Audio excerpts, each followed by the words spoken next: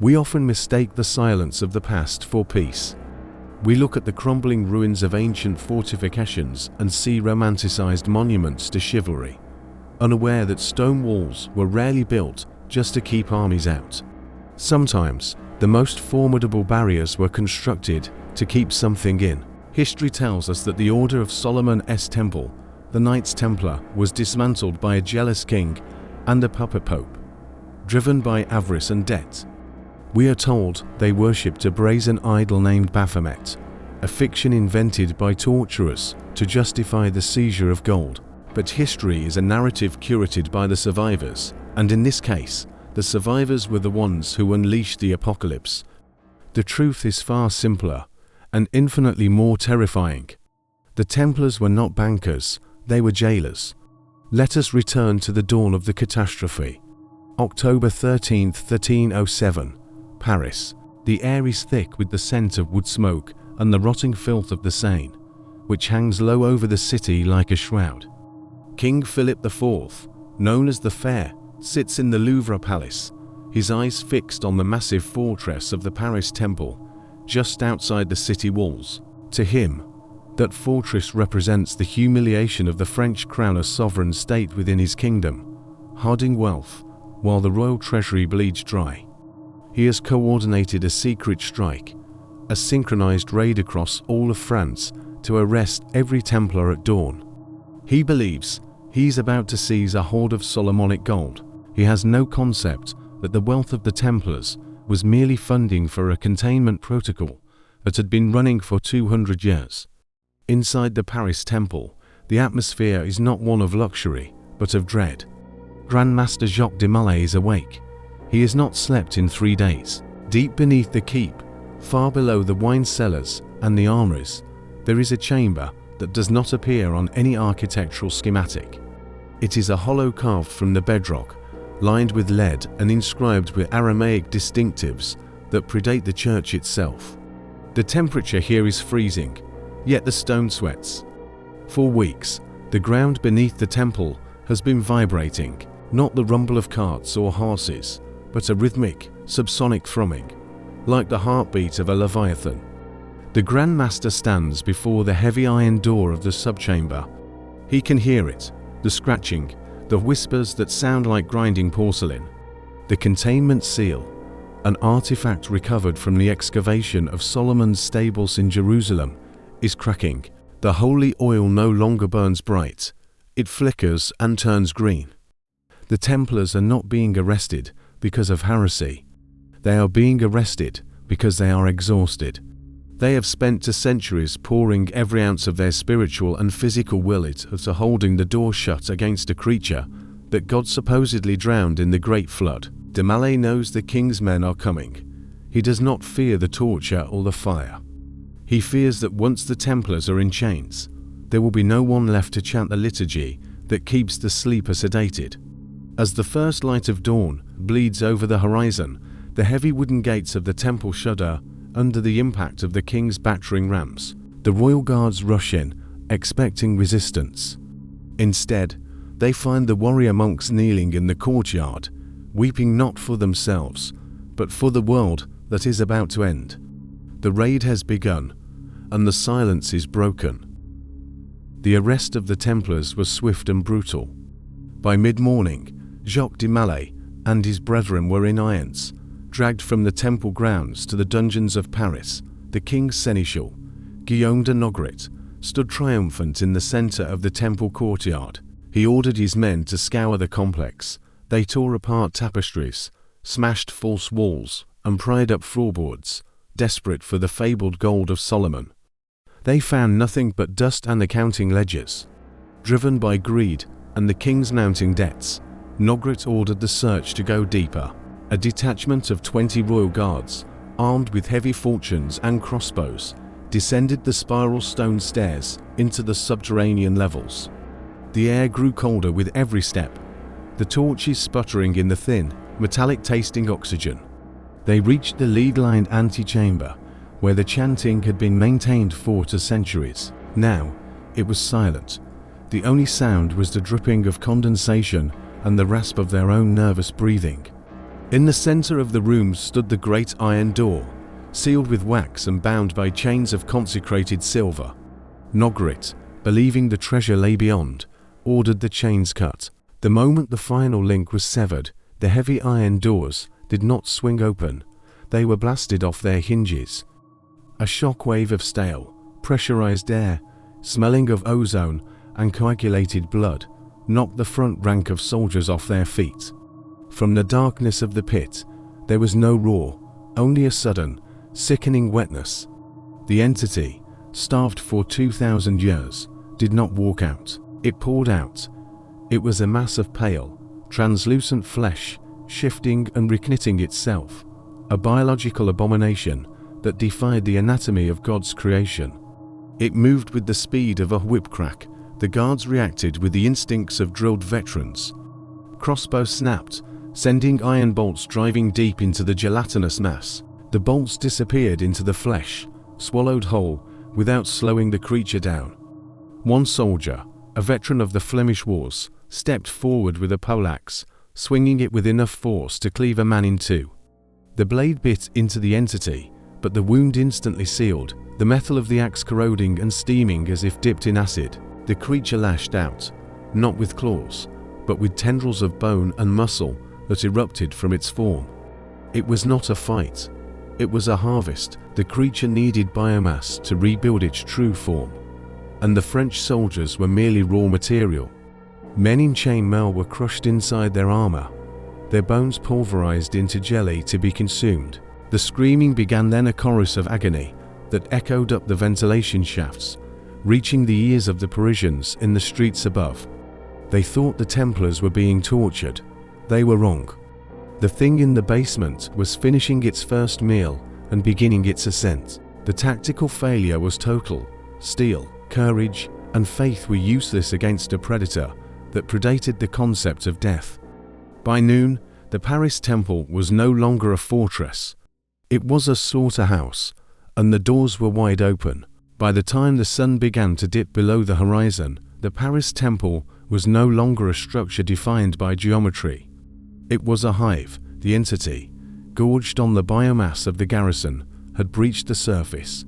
It did not resemble a man, nor a beast. It was a cancer-made macro, a towering, shifting obelisk of wet flesh that poured itself forward, using the crumbling architecture of the city. It moved with a terrifying, liquid intelligence, flowing through the narrow, timber-framed streets of the Marais district, crushing medieval tenements as easily as a boot crushes an anthill. The spread of the horror was not linear, it was exponential. As the entity moved, it shed parts of itself, viscous, autonomous offshoots that skittered into the cellars and sewers, hunting the hiding populace. The city watch, comprised of levied tradesmen and veteran sergeants, attempted to form a defensive line at the Panteau Change, the fortified bridge connecting the right bank to the Isle de la Cite. They believed they were fighting a beast that could be bled. They formed a shield wall, pikes leveled, chanting prayers to St. Denis. But medieval warfare relies on the assumption that the enemy feels pain. When the entity's vanguard struck the bridge, the impact didn't just break the line, it absorbed it. The soldiers found their pikes stuck fast in the creature's mass, and before they could draw their daggers, they were pulled into the fold. Observers from the towers of the Louvre reported a sight that would break the mind of any sane man. The faces of the consumed soldiers were still visible on the surface of the abomination, their mouths opening and closing in a silent, synchronized scream. King Philip, watching from the battlements of the Louvre fortress, finally understood the magnitude of his error. In a desperate bid to contain the infection, he ordered the wooden bridges burned. Archers fired flaming pitch onto the structures, trapping thousands of civilians on the wrong side of the river. The fire roared, consuming the timber and the flesh alike, but the heat seemed only to agitate the beast. It shrieked a sound like tearing metal and began to secrete a thick, caustic slime that smothered the flames. The Seine, once the lifeline of Paris, became a moat of death. Desperate citizens threw themselves into the water to escape the advancing wall of flesh, only to be dragged down by the lesser horrors patrolling the riverbed. The siege of Paris lasted only 6 hours. There was no negotiation, no parley. The entity breached the island's stronghold of the site, not by storming the walls, but by burrowing underneath them, collapsing the foundations of the terrified capital. The frantic tolling of the church bells, which had been ringing since noon, suddenly stopped. The bell ringers had been found. The fall of Paris was the turning point where history fractured. The entity was not merely an animal driven by hunger. It was a hive mind, and with every mind it consumed, it absorbed their knowledge, their strategies, and their fears. It knew the map of France. It knew where the armies were garrisoned. It knew the roads to Rome. Within weeks, the horror had spread beyond the Isle de France. It did not march in columns. It spread like a stain, corrupting the land itself. The forests of Fontainebleau turned grey and brittle, the trees weeping the same caustic slime that had extinguished the fires of Paris. The last organized resistance of mankind took place not on a battlefield, but at the papal palace in Avignon. Pope Clement V, having fled the doom of the north, gathered the remnants of the European nobility, the might of the Holy Roman Empire, the chivalry of England, and the mercenaries of Italy converged on the banks of the Rhine. They brought trebuchets, Greek fire, and relics of the saints. They treated this as a crusade. Believing that faith and steel could banish a demon, they did not understand they were fighting a biological extinction event. When the horde arrived, it was a sea of twisted flesh stretching to the horizon. The defenders unleashed hell. Trebuchets lobbed pots of naphtha that turned the vanguard into a roaring inferno. For a moment, it seemed the wall of fire would hold. Then, the entity adapted. It launched projectiles of its own calcified bone spikes, the size of javelins, fired with the velocity of a modern railgun, from biological cannons formed within its mass. The stone walls of Avignon were pulverized. The defenders were flayed alive by the shrapnel of their own fortifications. The collapse was total. The kings of Europe fell not with dignity, but in a chaotic stampede. The Pope was consumed while praying at the high altar, his screams cut short as the entity flooded the sanctuary. The symbols of power crowns, scepters, mitres were trampled into the bloody mire. There was no treaty signed, no surrender accepted. The concept of government ceased to exist. The entity did not want subjects, it wanted silence. By the winter of 1308, the lights of Europe had gone out.